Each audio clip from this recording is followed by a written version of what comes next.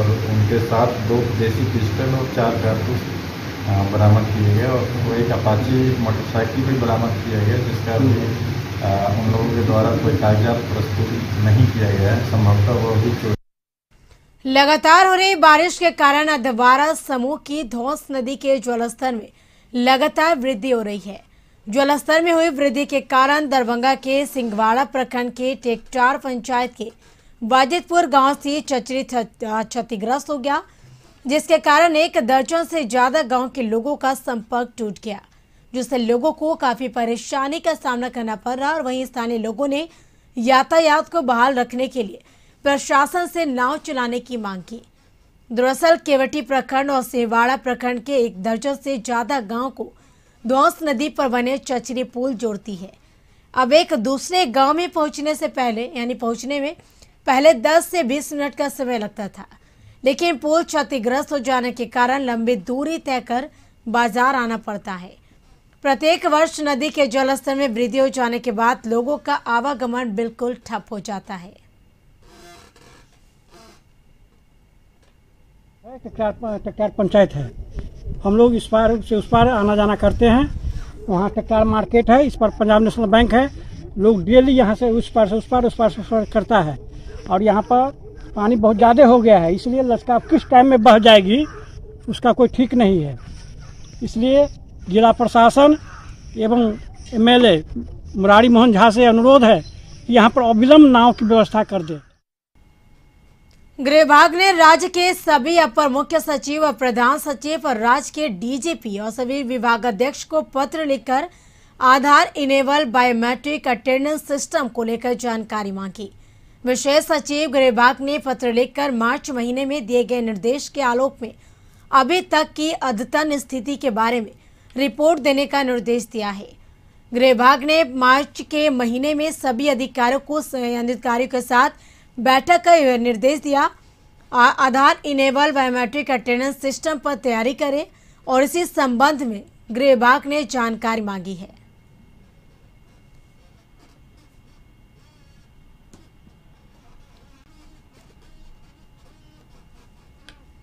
दरभंगा में बढ़ती महंगाई, पेट्रोल डीजल की बड़ी कीमतों के खिलाफ भाकपा माले के जिला व्यापी आह्वान पर प्रधानमंत्री नरेंद्र मोदी का पुतला दहन किया गया। इस अवसर पर मोदी सरकार होश में आओ, महंगाई पर रोक लगाओ आदि नारा लगा रही थी। वहीं भाकपा जिला स्थायी समिति सदस्य मुखिया नंदलाल ठाकुर आई है, तब से पेट्रोल डीजल, सरसों तेल, खाद्यान्न पदार्थ, मवेशी चारा सबों का दाम आसमान छू रहा है, लेकिन सरकार आंखें बंद कर सोई हुई है। देश के सारे संपत्ति को कॉर्पोरेट घुराने के हाथों गिरवी रख दी गई। महंगाई के चलते गरीबों की घर की चूल्हा चक्की बंद के कगार पर है, लेकिन सरकार पूंजीपतियों की सेवा में लगी हुई है।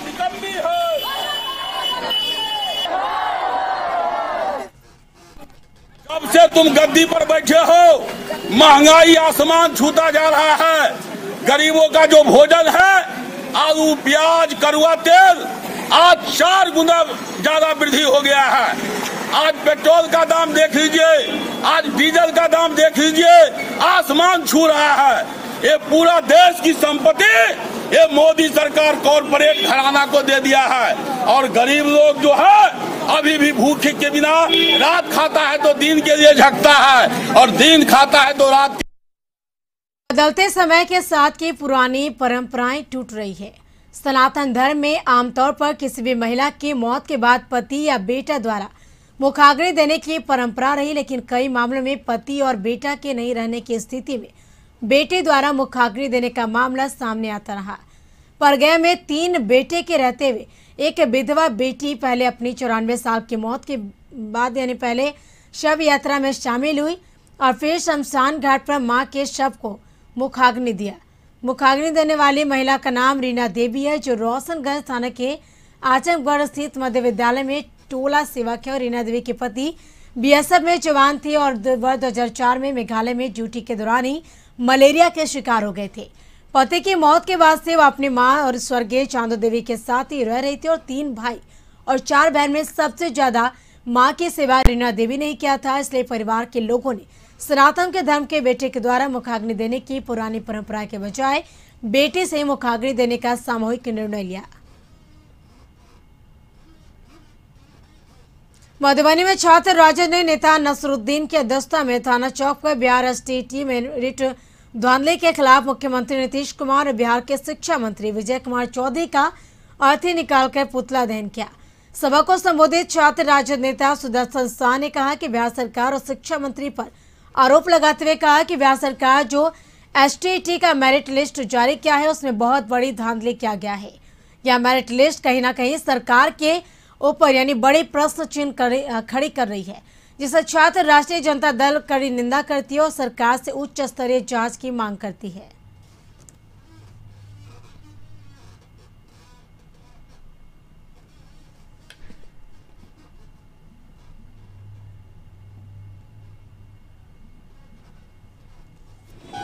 कुछ लोगों को पास करके सीट बढ़ा दिया गया और उसके आधार पर मेरिट में हम लोगों का नाम नहीं आया है। इसलिए हम लोगों का यही मांग है, छात्र राजद मधुबनी की ओर से हम लोग यह मांग करते हैं कि छात्रों के साथ और गरीब अभ्यर्थी जो भी परीक्षा में एग्जाम दिए थे उनके साथ यहाँ रुकेंगे एक छोटे से ब्रेक के लिए। ब्रेक के बाद जल्द हाजिर होंगे।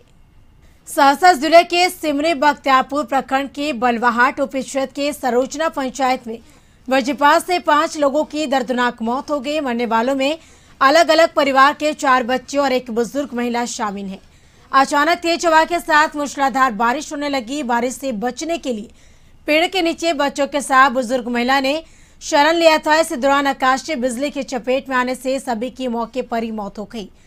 वह एक बच्ची झुलसने से जख्मी हो गए, जिसका नाम 10 वर्षीय विमल कुमारी बताया जा रहा। अचानक हुई इस हादसे में से पूरा इलाके में सनसनी फैल गई। वही मृतकों के परिजनों का रो रो कर बुरा हाल है। घटना की जानकारी बलवाहाट ओपी पुलिस को मिलते ही घटनास्थल पहुंचकर मामले की छानबीन में जुट गई। उस बारिश में ठनका गिरने से 4 बच्चे और एक बुजुर्ग महिला का मौत हुआ। उसमें एक बच्चा मेरा भी शामिल है मौत वाले बच्चे में। और वो बारिश की वजह से ही वो अचानक भाग करके गया। वो बच्चे वो पुलिस आई है यहाँ पे। हाँ, उसका छानबीन हो गया। पुलिस आई थी मौके पर और उसका कार्रवाई आगे के लिए। मधुबनी के रुद्रपुर थाना क्षेत्र के गंधराइन मुस्लिम टोल के 17 साल की सबरून खातून की ठनका गिरने से घटनास्थल पर मौत हो गई, जबकि मृतक की मां सबीना खातून और बहन आशा घायल हो गई, जिस अस्पताल में भर्ती कराया गया। बताया जा रहा ये सभी खेतों में काम कर रहे थे।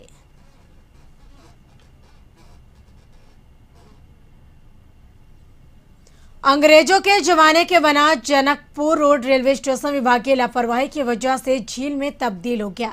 आने से आने वाले मुसाफिरों को बदबूदार पानी से निकलकर स्टेशन आना जाना पड़ता है। जब इसका हकीकत जाने स्टेशन मास्टर के पास पहुंचे तो वहां का नजारा भी कुछ और ही अलग था। स्टेशन मास्टर के चैम्बर के साथ साथ मशीन रूम यानी कंट्रोल रूम में भी पानी भरा था। स्टेशन पर बना शौचालय में ताला जड़ा मिला। इतना नहीं, रेलवे ट्रैक भी पानी में डूबा नजर आया। चारों तरफ गंदगी का अंबार है और इस आदर्श रेलवे स्टेशन की पहचान बनी है। सीता की जन्मस्थली सीतामढ़ी से जनकपुर धाम जाने का एकमात्र रूट किसी जमाने में एक ही यही था। यही कारण है कि इस जगह का नाम जनकपुर रोड पड़ा था।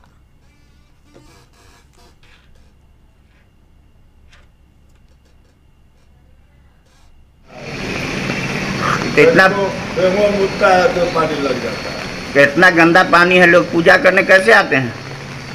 15 दिन से ही मोटा पानी लगा हुआ है जी। इसके निकासी का व्यवस्था रेल विभाग नहीं करा रही है। और बहुत करके बराबर। पानी में कैसा लग रहा है? पानी महकता है, पानी निकलने की कोई व्यवस्था नहीं है। क्या होना चाहिए इसमें? साफ सफाई रहना चाहिए। बाथरूम का सुविधा नहीं है। अगर कभी लेडीज अगर जेंट्स हो अगर जरूरी हो जाए कहाँ जाएगी? बाथरूम तो है बना हुआ उधर। नहीं सर, नाकाम है वो। कामयाब रहता तो इस बुद्धि का नाम होता है। दानापुर के नगर परिषद के नजदीक और खगरी रोड में बसा बैंक कॉलोनी में इन दिनों बारिश के बाद भीषण जल जमाव से जूझ रहा है। बैंक कॉलोनी में शायद ही ऐसा कोई घर होगा जिसमें जल जमाव की समस्या ना हो। इस कॉलोनी के हर घरों में बारिश का पानी घुसा है। क्या बच्चे क्या बूढ़े, सभी पानी में ही रहने को मजबूर है। इस कॉलोनी में तकरीबन 50 घर है, लेकिन हर बारिश में यानी हर घर की समस्या जल जमाव हो जाती है। यहाँ के लोग अधिकारी से लेकर पदाधिकारी तक गुहार लगा चुके हैं, परंतु नतीजा जस का तस है। और इस जल जमाव से घर की महिलाओं की चिंता है कि बच्चे हर वक्त इस गंदे पानी में रहेंगे तो बीमार पड़ने का खतरा मंडरा रहा है। ऊपर से पढ़ाई भी करे भी तो कैसे करे। कोरोना के बाद ये जल जमाव इनकी पढ़ाई लिखाई चौपट कर रखा है।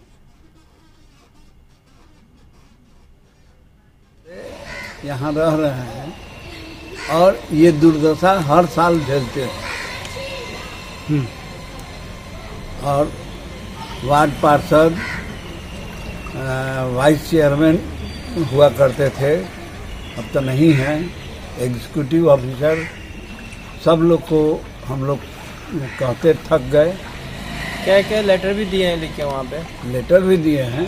इस कॉलोनी सबसे पुराना कॉलोनी यहाँ का है। हम लोग इस पानी में देखिए क्या स्थिति है, सब लोग हर घर में पानी पानी भरा हुआ है। नावी जाम है, नावी का चारों तरफ से नावी का व्यवस्था नहीं ढंग से होने के कारण हम लोग बहुत ज्यादा मुश्किल में पड़े हुए हैं। पूर्णिया के वायसे अनुमंडल में इस बार फिर कनकई नदी का कटाव शुरू हो गया। यहाँ कई जगहों से लोग अपना आशियाना तोड़कर पलायन कर रहे हैं। ये नजारा है अमौर प्रखंड के नगरा टोला का, जहाँ लोग अपने ही पक्के मकान को तोड़कर बता दें कि महिलाएं टीन के शेड में नदी किनारे खाना बना रही है और घाट पर बैठी बुजुर्ग महिला से लेकर बच्चों तक की आंखों में दहशत है। ये दहशत है कनकई नदी का। नगरा टोला गांव के ग्रामीणों का कहना है कि कनकई नदी में नगरा टोला में साल 2017-2020 में भारी तबाही मचाई थी। यहाँ प्राथमिक स्कूल समेत करीब 70 घर कटकर नदी में विलीन हो गए थे।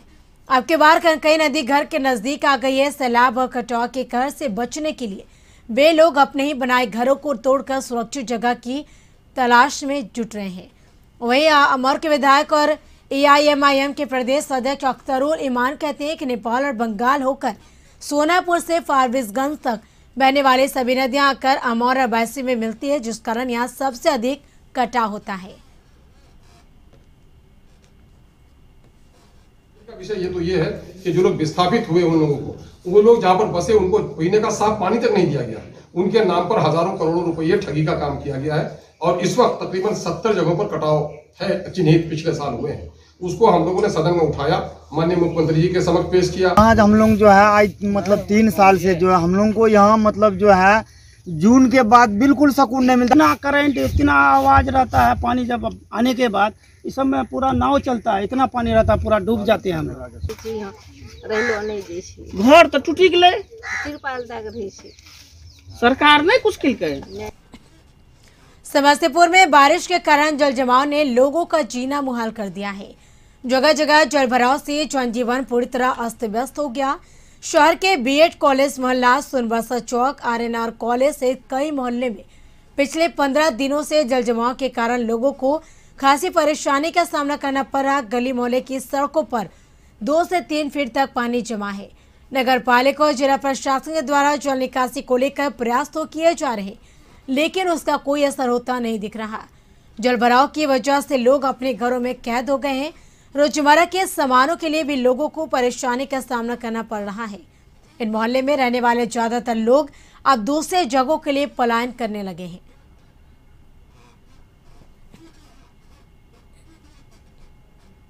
से लेकर के मोहनपुर तक में इतना अतिक्रमण किया गया है ताकि जो है वहां पर पानी नहीं निकल पा रहा है और जिला प्रशासन चुप है।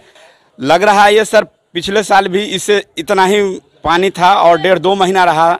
DM साहब पिछले बार 2-3 बार इस रास्ता का मुआयना किए, बोले जो इसका कल्याण हो जाएगा, लेकिन पिछले साल भी कल्याण ना हुआ, इस साल भी कल्याण नहीं हो रहा। पानी लगभग 10 रोज से है।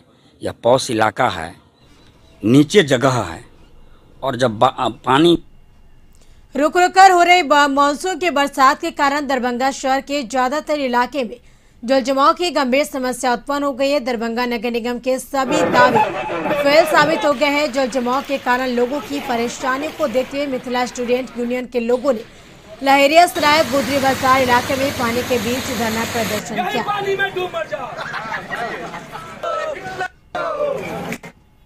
शासन के पास एक पॉलिसी होनी चाहिए। मैं दावे के साथ कहता हूं, इस जल जमाव की समस्याओं का समाधान करने के लिए उनके पास कोई पॉलिसी नहीं है। अगर पॉलिसी होता तो आज धरातल पे आपको देखने को मिलती। ये मामला आज का मामला नहीं है, पिछले 20 सालों से गुजरी जल जमाव की समस्याओं से ग्रसित है। अगर पॉलिसी नहीं है तभी तो इसका समाधान नहीं हो पाता है ना। अगर पॉलिसी होती तो समाधान होता। मैं मीडिया बंधुओं के माध्यम से फिर निगम प्रशासन को कहना चाहता हूँ, जल्द से जल्द एक पॉलिसी बना के निगम को उठाने का काम करे, जल जमाव की समस्याओं से खत्म करने का कोशिश करे। अगर ऐसा नहीं होता है तो मैं बार बार कह रहा हूं, जो आने वाले दिनों में आम जनमानस के साथ पूरे नालंदा में इन दिनों आपराधिक मानसिकता के लोगों को मनोबल 7वें आसमान पर। यही कारण है कि आए दिन हथियार के बल पर लोगों को डराने धमकाने का काम किया जा रहा है। ताजा मामला इस्लामा थाना क्षेत्र साबाजपुर गांव का है, जहां शेखपुरा जिला के कशिश न्यूज रिपोर्टर और उसके परिवार के सदस्य को राइफल की नोक पर बंधक बना लिया गया। इस घटना की जानकारी जब थानाध्यक्ष को दी गई तो दिखावा लेने के लिए बात कहकर मामला को टाल दिया गया। करीब 1 घंटा बीत जाने के बाद भी सदर डीएसपी को राइफल लहराते हुए वीडियो फुटेज के साथ जानकारी दी गई तो डीएसपी ने थानाध्यक्ष को गांव में जाने का निर्देश दिया। डीएसपी के निर्देश पर थानाध्यक्ष संतोष कुमार दलबल के साथ साबाजपुर पहुंचकर बंधक बने परिवार को मुक्त तो करा दिया, मगर हथियार लहराने वाले वार्ड सदस्य राधे पासवान की गिरफ्तारी नहीं की।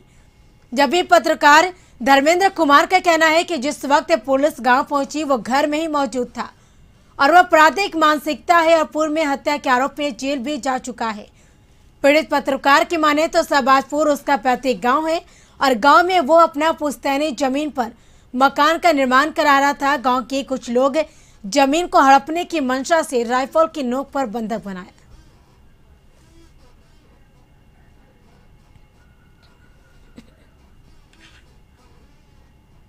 भाजपा के पूर्व राज्यसभा सांसद आर.के. सिन्हा और राष्ट्रीय भाजपा युवा नेता ऋतुराज सिन्हा के सौजन्य से भाजपा के सेवा ही संगठन कार्यक्रम के तहत किसान मोर्चा के नेतृत्व में संपत चौक इलाके के फतेहपुर मंडल में सैकड़ों जरूरतमंदों के बीच राहत सामग्री वितरित की गई। पिछले 2 वर्षों से कोरोना जैसी आपदा में जहां लोगों की समस्या दुगनी हो गई, ऐसे समय में उन दोनों की तरफ से लोगों के बीच हर जगह और विशेषकर बिहार में लगातार बता की राहत पहुंचाने का प्रयास जारी है। गरीब, असहाय और जरूरतमंद सैकड़ों लोगों के बीच खाद्यान्न सामग्री, मास्क और सैनिटाइजर के पैकेट का वितरण किया गया। जनता दल यूनाइटेड के नेता राजन मिश्रा का निधन हो गया। बताया जा रहा कि 1 सप्ताह पूर्व उनका तबीयत खराब हुआ था। मोतिहारी में उनका इलाज चल रहा था। हम लोगों के बीच राजन मिश्रा प्रदेश उपाध्यक्ष नहीं रहे, इसका काफ़ी दुख है। हम सभी जदयू परिवार में इसका बेहद दुख है। असमय उनका निधन हम सबों के लिए बहुत ही बुरी खबर है। मैं मृत्युंजय कुमार तिवारी, जदयू सेवा दल जिला अध्यक्ष पश्चिम चंपारण।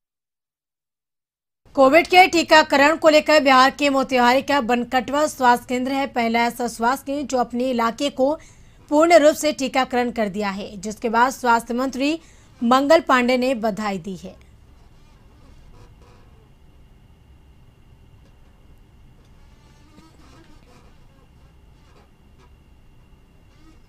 मोतिहारी से खबर सामने आई, जहां अपराधियों ने एक सीएसपी संचालक से गोली मारकर लूट की घटनाओं को अंजाम दिया। बता दें कि सुगौली थाना क्षेत्र के कैथवलिया गांव के सीएसपी संचालक को हथियारबंद अपराधियों ने दिनदहाड़े गोली मारकर कैश लूट ली। संचालक के पैर में गोली लगी। घटना के बाद घायल सीएसपी संचालक खुशी शर्मा को लोगों ने तत्काल स्थानीय पीएचसी में भर्ती कराया, जहां चिकित्सकों ने प्राथमिक उपचार कर किया, लेकिन इस बीच स्थिति खराब देख बेहतर इलाज के लिए मोतिहारी रेफर किया गया। मधुबनी में दहेज लोभियों ने एक विवाहिता की हत्या कर दी। घटना सहारघाट टहा क्षेत्र के पहिपुरा गांव की है, जहां घटना की सूचना पाकर पहुंचे पुलिस ने मृतका की सास को गिरफ्तार किया। वहीं पति सहित अन्य लोग फरार हैं।